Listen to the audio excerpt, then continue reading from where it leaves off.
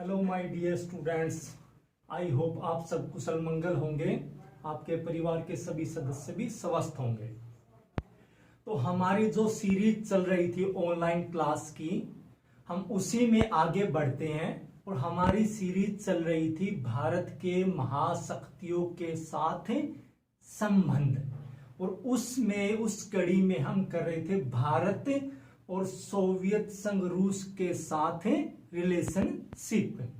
और पहले इसको हमने भारत और सोवियत संघ रूस के साथ संबंध, भारत के सोवियत संघ रूस के साथ संबंधों को हमने दो भागों में बांटने के लिए कहा था पिछली कड़ी में।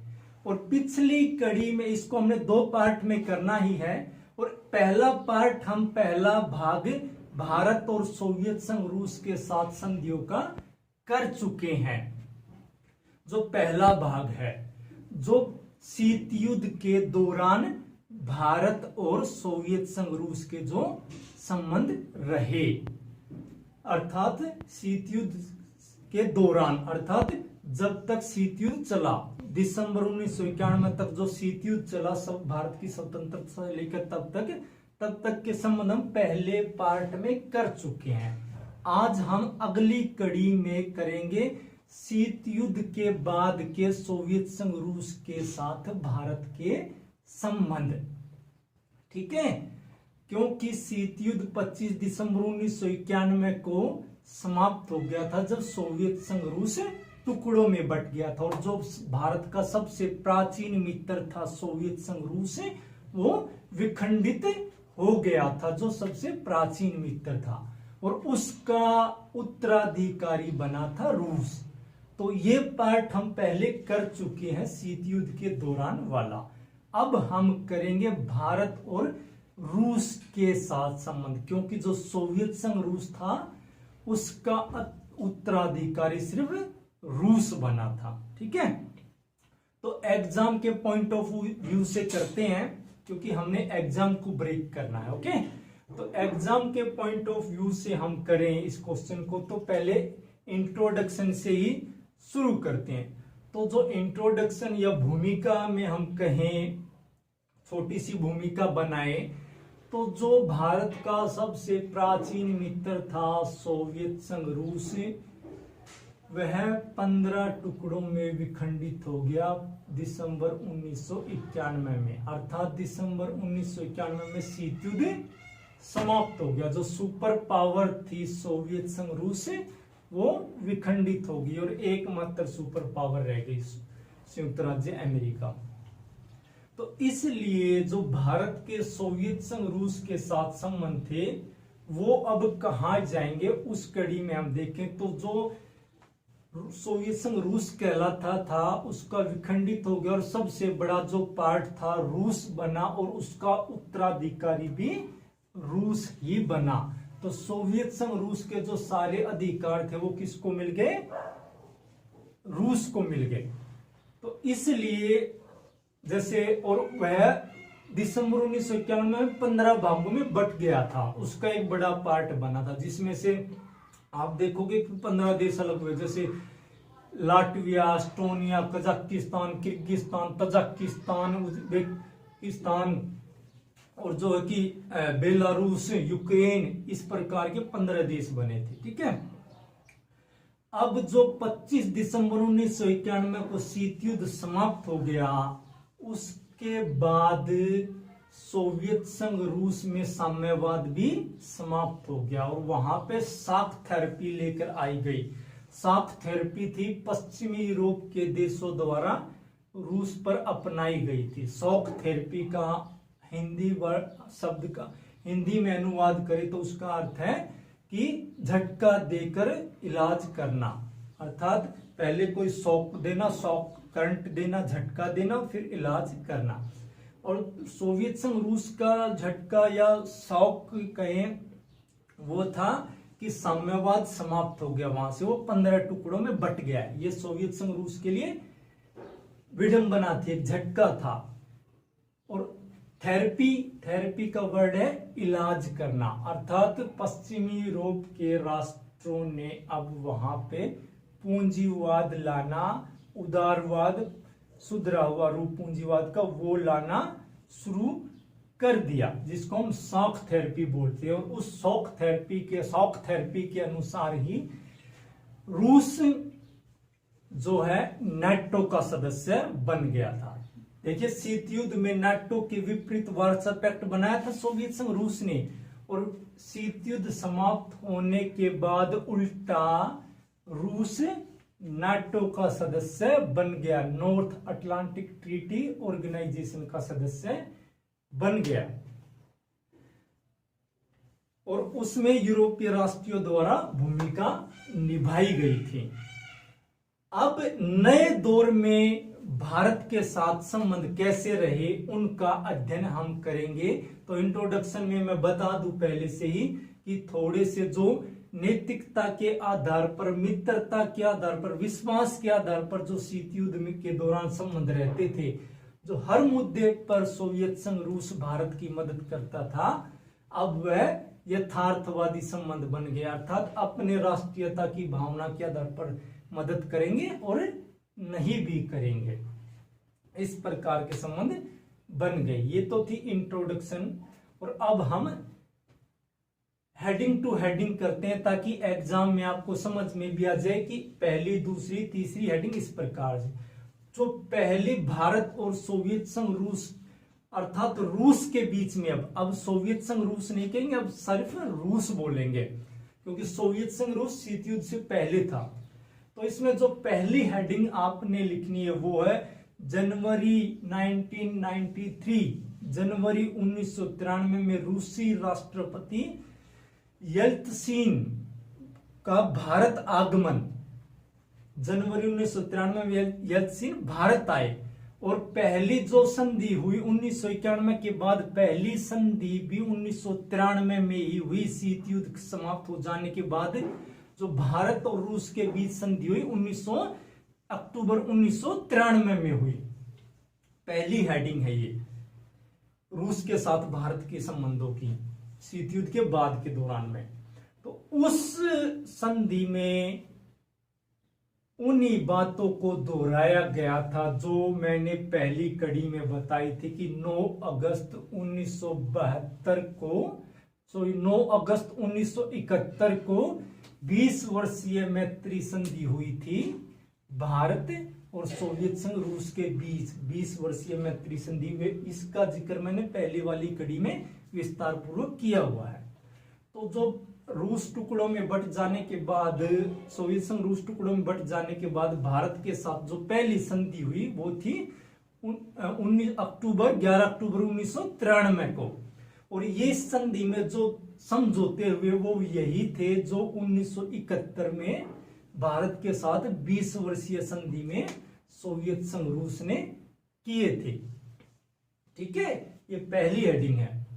और फिर उसके बाद दूसरी हेडिंग नंबर 2, 1991 के बाद जो व्यापार रुपए और रूबल में होता था, अब उसकी जगह डॉलर ने ले ली।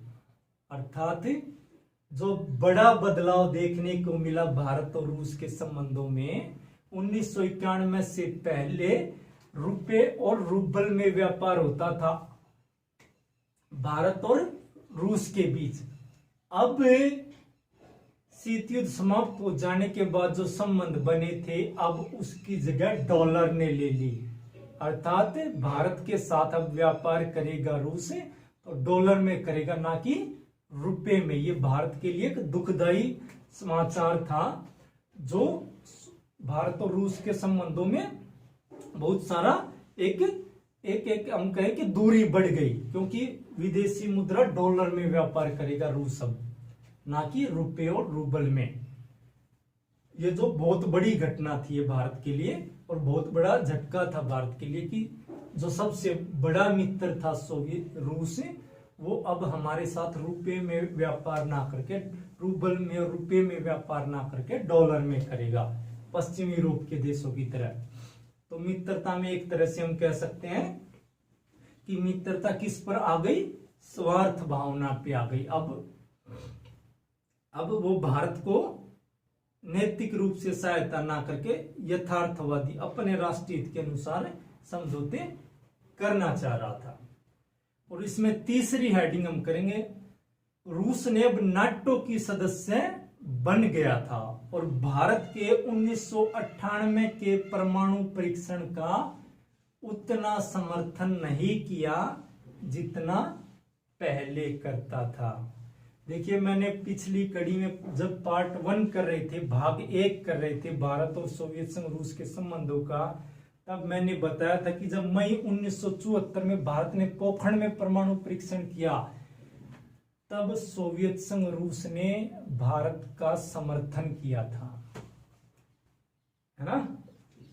और आज जब शीत युद्ध के बाद संबंध बने हैं, जब भारत ने 1998 में परमाणु परीक्षण किया, पोखरण 2 किया अटल बिहारी वाजपेयी के समय में, तब रूस ने भारत का इस परीक्षण की आलोचना की थी, ना कि समर्थन किया था। जैसा पहले समर्थन करता था, अब क्या करने लगा, उसकी आलोचना करने लगा।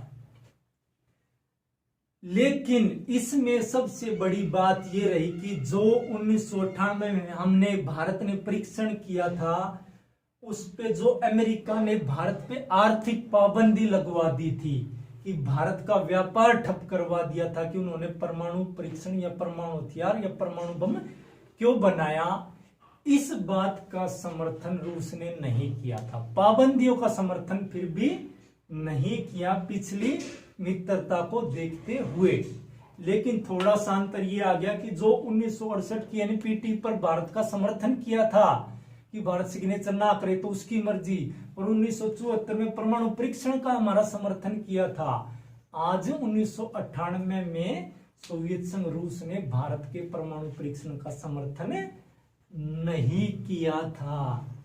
लेकिन आर्थिक पाबंदियों का भी समर्थन नहीं किया था, कि जो 1998 में भारत का व्यापार ठप कर दिया था अमेरिका ने, और कोई भी वर्ल्ड बैंक ने और IMF ने, इंटरनेशनल मॉनेटरी फंड ने रुपए कर्ज देने से बंद कर दिया था भारत को। ऑस्ट्रेलिया तक ने व्यापार बंद कर दिया था हमसे। तब इन पाबंदियों की आलोचना की थी सोवियत संघ, रूस ने, आप जो रूस कहेंगे हम उसको। तो ये थी थर्ड हेडिंग। और अब फोर्थ हेडिंग थी ये। अब करते हैं पांचवी हेडिंग। 1998 में ब्रह्मोस, जो उनको ब्रह्मोस मिसाइल जो कहते हैं, ब्रह्मोस मिसाइल जो भारत की हैं, उसकी तकनीक भारत को रूस ने ही दी है। रूस की सहायता से ही हमने ब्रह्मोस मिसाइल का निर्माण किया है, उसी की तकनीक की सहायता से किया है। और ब्रह्मोस मिसाइल का नाम भी भारत की ब्रह्मपुत्र नदी और रूस की मोस नदी पर रखा है, ब्रह्मोस मिसाइल नाम। तो 1998 में ये मिसाइल सोवियत संघ रूस ने ही निर्माण करके भारत को दी थी। और भारत का अगली ब्रह्मोस जो मिसाइल तकनीकी बढ़ती गई, उनका निर्माण भी रूस की सहायता से ही भारत ने किया है। ये 5 हेडिंग 1991 के बाद के संबंधों की हैं। अब छठी हेडिंग पे आते हैं, ताकि हम हेडिंग इसलिए नाम ले रहे हैं क्योंकि हमने एग्जाम के पॉइंट ऑफ व्यू से भी करना है, ठीक है। तो छठी हेडिंग है 1999 के कारगिल युद्ध में रूस ने भारत का ही समर्थन किया था। फिर भी देखिए, अब वो अमेरिका का मित्र बन चुका था, नाटो का भी सदस्य बन चुका था, लेकिन फिर भी 1999 में जब पाकिस्तान ने कारगिल की पहाड़ी पर कब्जा कर लिया था और भारत उसे मुक्त करवाना चाहता था, तब भारत की समर्थन रूस ने किया था और पाकिस्तान को चेतावनी दी थी कि वह LOC का नक्शा ना बिगाड़े, LOC की सीमा को ना बदले, ताकि उसने LOC के भारत के अंदर आकर, भारत के कश्मीर के अंदर आकर कारगिल की पहाड़ी पर कब्जा कर लिया था। तो उसको कहा था, पाकिस्तान को चेतावनी दी थी रूस ने कि LOC की जो रेखा है उसका सीमा को ना बदले पाकिस्तान और वापिस छोड़कर चला जाए। इसका समर्थन, इस नीति भारत का समर्थन किया था रूस ने। तो सातवीं जो हेडिंग करते हैं हम वो करते हैं, सातवें नंबर पर जो करते हैं, 2002 में तमिलनाडु के कुंडनकुलम में परमाणु रिएक्टर संयंत्र लगाया था। और ये भी पूर्ण रूप से रूस ने ऊर्जा का जो तमिलनाडु में कुंडनकुलम रिएक्टर लगा हुआ है, परमाणु यंत्र का स्टेशन बनाया गया ऊर्जा के लिए, और ये पूर्ण रूप से रूस की मदद से लगा था, जो 2013 में जाके पूर्ण हुआ था, 2013 में जाके चालू हुआ था ये। और उसमें लगातार भट्टियां, परमाणु भट्टियां रूस की मदद से लगाई जा रही हैं। ठीक है, ये सबसे बड़ी तो संबंध था वो 2002 में परमाणु रिएक्टर संयंत्र रूस ने लगवाए थे तमिलनाडु के कुंडनकुलम में, जो भारत का परमाणु ऊर्जा स्टेशन बना हुआ है नया, जो सबसे बड़ा ऊर्जा का स्रोत भारत के लिए उस समय बना था कि भाई भारत तरक्की कर रहा, तो ये रूस की मदद से ही बना था। ठीक है, अब आते हैं अगली हेडिंग पे, 8वें नंबर की हेडिंग पे।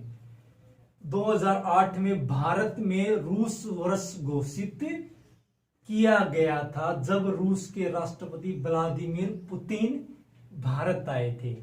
देखिए 2008 में रूस के राष्ट्रपति व्लादिमीर पुतिन भारत आए थे, और उस वर्ष भारत में ही रूस वर्ष 2008 को रूस वर्ष घोषित किया था भारत ने, अपने संबंधों को मजबूत बनाने के लिए। और कुछ सैनिक संधियां हुई थी, सैनिक साजो सामान की संधियां हुई थी, उनकी रुकावटों को खत्म किया गया था। और फिर अगली 9वीं हेडिंग करते हैं, 2009 में रूस ने भारतवर्ष घोषित किया था। 2009 को रूस ने भारतवर्ष घोषित किया था, और भारत के नाम से वो वर्ष मनाया था रूस ने। 2008 में भारत ने रूस वर्ष मनाया, और 2009 में रूस ने भारतवर्ष मनाया वहां रूस में जाकर। ठीक है, अब करते हैं 10वें नंबर की हेडिंग, सैन्य संबंध, सैनिक साजो सामान के संबंध। तो मैं आपको एक जानकारी के लिए बता दूं, दुनिया का सबसे बड़ा जो हथियार खरीदने वाला देश है ना, सैनिकों की साजो सामान को खरीदने वाला, आयात करने वाला देश है, तो वो भारत है। एकमात्र देश दुनिया में सबसे बड़ा आयातक, हथियारों का सबसे बड़ा आयातक देश कौन है? भारत है। और भारत सबसे ज्यादा हथियार रूस से आयात करता है, रूस से आयात करता है भारत सबसे अधिक हथियार। आपको प्रतिशत में बता देता हूं, भारत रूस से 65% हथियार आयात करता, सैनिक सामग्री 65%, सुरक्षा की जो सामग्री हथियार जो है वो 65% सबसे अधिक भारत रूस से खरीदता है।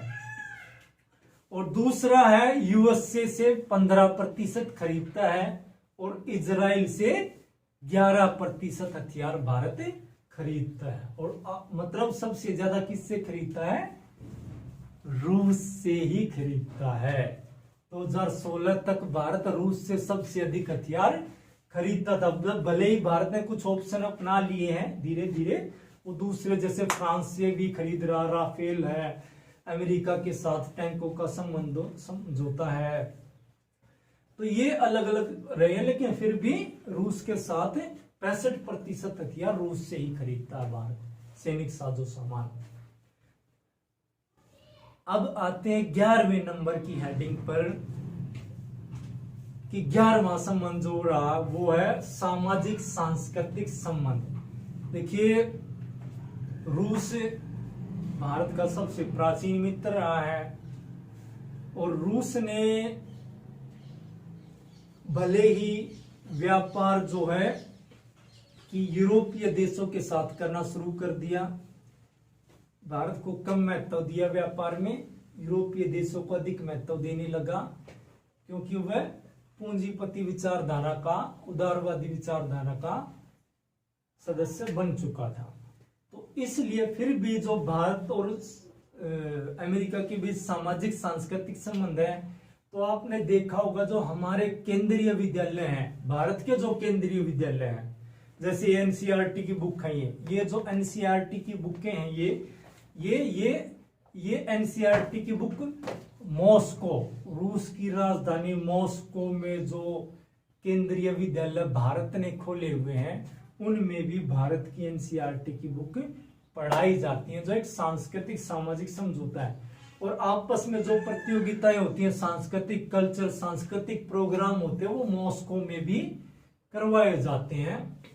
ये दोनों के संबंध और दोनों प्राचीन मित्र माने जाते हैं, इसलिए सांस्कृतिक संबंध भी बने हुए हैं।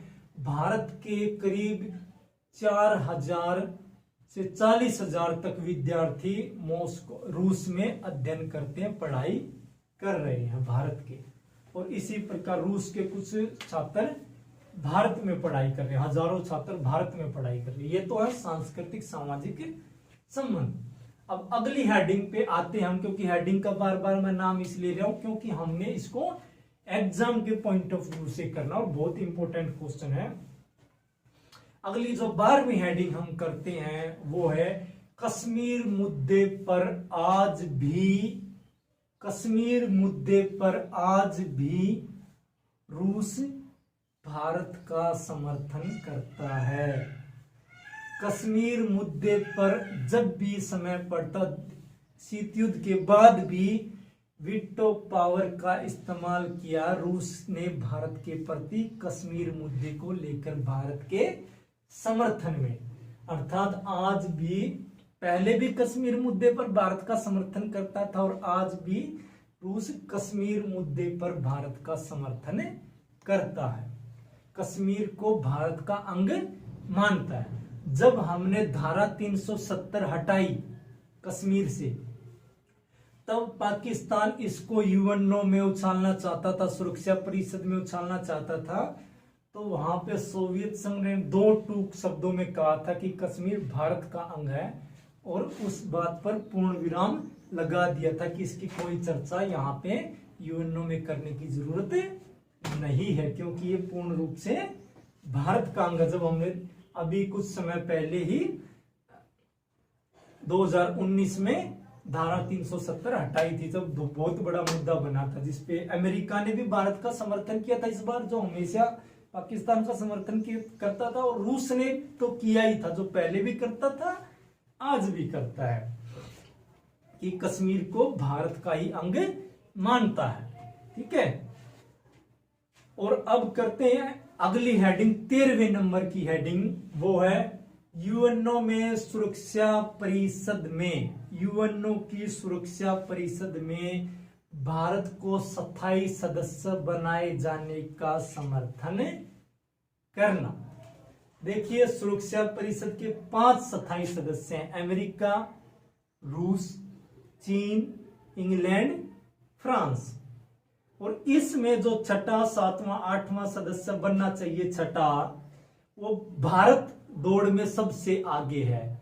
और भारत को शामिल करने का जो समर्थन किया, वो रूस ने खुलकर समर्थन किया कि रूस ने खुलकर कहा कि मैं चाहता हूं कि सुरक्षा परिषद की सदस्यों की संख्या बढ़ाई जाए और उसमें भारत को शामिल किया जाए। ये खुलकर रूस भारत के समर्थन में बोल चुका, जबकि ना चाइना भारत के समर्थन में, ना अमेरिका भारत के समर्थन में है, ना इंग्लैंड, फ्रांस, और रूस समर्थन खुलकर कर रहा है कि भारत को वीटो पावर दिलवाई जानी चाहिए यूएनओ में, जैसी 5 देशों को मिली हुई है सुरक्षा परिषद, सिक्योरिटी काउंसिल के अंदर। ठीक है, अब करते हैं 14वें नंबर की हेडिंग, जो 2015 में जो है कि एनएसजी की वोटिंग हुई थी, NSG, nuclear supplier group, nuclear supplier group, ये 48 देशों का संगठन है जो ये तय करता है कि यूरेनियम किसको देना है और किसको नहीं देना है। यूरेनियम जिससे ऊर्जा, बिजली भी बनती है और परमाणु हथियार भी बनते हैं। तो 2015 में भारत को लेके वोटिंग हुई थी।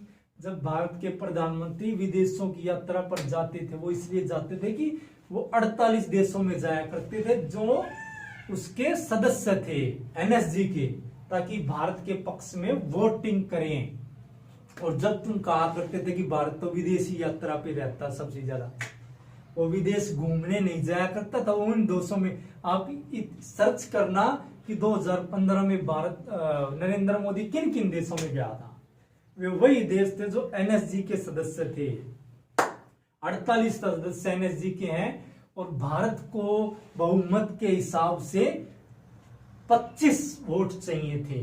24 का तो आधा हो गया और एक जीतने के लिए 25 वोट चाहिए थे और भारत को 22 वोट मिले थे। एनएसजी में 22 वोट मिले थे और रूस ने भारत के पक्ष में वोट डाला था, जबकि हमने ना तो एनपीटी पे सिग्नेचर कर रखे ना सीटीबीटी पे कर रखे। तब भी न्यूक्लियर सप्लाई ग्रुप में भारत को सदस्यता दिलवाने के पक्ष में रूस ने भारत के पक्ष में वोटिंग की थी। एनएसजी न्यूक्लियर सप्लाई ग्रुप जो यूरेनियम देने का काम करता है और भारत उसमें शामिल हो जाएगा तो देने का काम करता। हम सिर्फ 3 वोट से हारे थे, 3 वोट। चाइना, ब्राजील और यूरोप के कुछ अन्य देश थे, उनकी वजह से हारे थे सिर्फ। नहीं तो हम अगर ब्राजील में भी भारत के प्रधानमंत्री चले जाते तो हम जीत जाते। ठीक है, 3 वोट और चाहिए थे, हमें सिर्फ 22 वोट मिले थे 48 में से, और जीतने के लिए 25 वोट चाहिए थे। लेकिन रूस ने हमारा समर्थन जरूर किया था, जबकि हमने ना एनपीटी पे सिग्नेचर कर रखे ना सीटीबीटी पे कर रखे। एनपीटी और सीटीबीटी जानते हो ना, मैं पहली कड़ी में करवा चुका हूं। अब आते हैं ब्रिक्स, BRICS। ब्रिक्स बैंक से भारत को कुछ मदद दिलवाना, छूट दिलवाना। ब्रिक्स 5 देशों का समूह है। ब्राजील, ब्रिक्स, बी मतलब BRICS,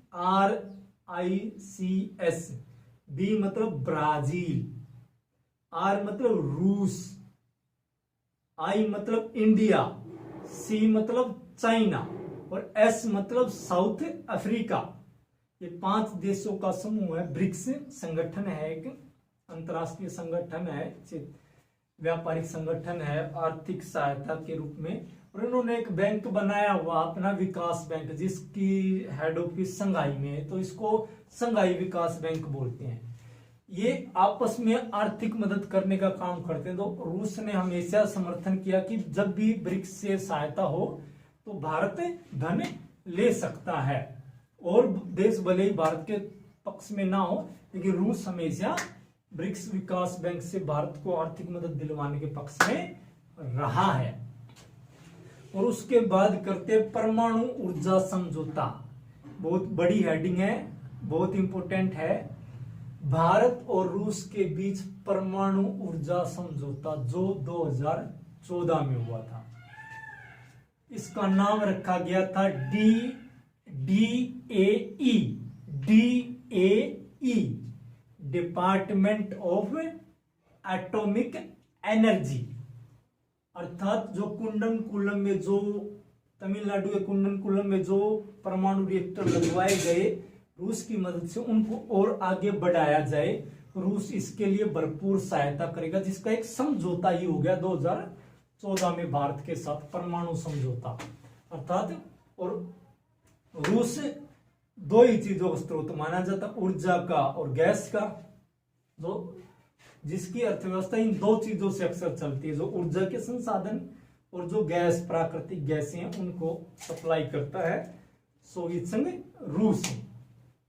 और इसी मदद के रूप में तमिलनाडु के कुंडनकुलम में रूस ने भारत में परमाणु ऊर्जा का संयंत्र लगवाया और एक समझौता भी कर लिया कि जब भी उन्हें जरूरत पड़े हम मुहैया करा देंगे, जबकि ना एनपीटी पे सिग्नेचर ना सीटीबीटी पे भारत के, तब भी रूस भारत को यूरेनियम मुहैया करवा रहा है। ओके, अब करते हैं अगली हेडिंग, 70 नंबर की हेडिंग है कि 2017 में रूस ने यूक्रेन पर सेना भेज के कब्जा कर लिया था। यूक्रेन जो था तो रूस का ही पार्ट, जो दिसंबर 1991 जो 25 दिसंबर 1991 में शीत युद्ध समाप्त हो गया था और 15 टुकड़ों में बट गया था सोवियत संघ रूस, उसमें से यूक्रेन एक अलग देश बना था, मान्यता दे दी थी रूस ने। लेकिन दोबारा से 2017 में कब्जा कर लिया और तब अमेरिका ने और यूरोप के देशों ने सबने भारत की प्रतिक्रिया जाननी चाहिए कि भाई आप इसके बहुत पुराने मित्र हैं और आप गलत जो ये हो रहा है इसको गलत कहोगे। तो भारत ने बिल्कुल भी कोई रिस्क नहीं लिया और रूस की आलोचना नहीं की थी, क्योंकि आलोचना करता तो भारत के संबंध बिगड़ जाते। और जबकि हम घुटने टेक्स्ट आज भी हैं, लेकिन फिर भी हमने कोई आलोचना नहीं की थी रूस को लेकर, और इसलिए रूस हमारा मित्र बना हुआ, वो विश्वास करता कि भारत हमेशा उसके पक्ष में खड़ा रहेगा। और इसी प्रकार 18वीं हेडिंग, मध्य एशिया में जब आईएस आतंकवाद फैला था, जो लीबिया में सीरिया में सबसे बड़ा मुद्दा बना था कि आईएस के आतंकवादी जो बेहद खतरनाक होते हैं उनको समाप्त करने के लिए रूस ने अमेरिका ने अपनी सेना भेजी थी आईएसआई को समाप्त करने। लेकिन उनसे सीरिया और लीबिया के देशों से रूस के संबंध बने हुए थे, जिससे उसको व्यापारिक खतरा था, इसलिए वो उनका फेवर करता था। तब भी अमेरिका ने भारत को बीच में लाने की कोशिश की कि आप बताइए रूस गलत कर रहा है तो आप इसको गलत कहोगे या नहीं कहोगे। तब भी भारत ने रूस की आलोचना नहीं की थी अपने संबंधों को देखते हुए। ठीक है, अब अगली हेडिंग करते हैं, 19वीं हेडिंग करते हैं। 19वें नंबर का पॉइंट हम करते हैं कि मई 2018 को पीएम मोदी की रूस यात्रा, और 2018 में ही फिर बाद में रूस के राष्ट्रपति व्लादिमीर पुतिन की भारत यात्रा। इन दोनों यात्राओं में जो सबसे बड़ी बात थी, मुख्य बात थी, वो सैनिक संधियां ही थी। सैनिक साजो सामान की संधि को बढ़ाया गया था, कुछ समझौते किए गए थे जो सैनिक साजो सामान के लिए टैंक हैं, मिसाइलें हैं, AK-47 है, अस्त्र हैं और दूसरी चीजें सैनिक साजो सामान है, और पनडुब्बियां हैं जो सबमरीन जो अक्सर भारत रूस से ही लेता है, उनके संबंध इनमें हुए थे। अब आगे बात करते 20वें नंबर की हेडिंग की। मार्च 2019 में भारत ने चक्र 3 जो पनडुब्बी है भारत की, जो सबसे बड़ी, जो 2025 में भारतीय नौसेना में शामिल होगी, चक्र 3 अकुला वर्ग की, अकुला कैटेगरी की पनडुब्बी है, सबमरीन है, जिसे रूस ने ही दी है। ये रूस से ही हमने पट्टे पर ली है, लेंगे, अभी समझौता हुआ है मार्च 2019 में, 2025 तक भारत में आएगी ये, जिसका नाम है SSN।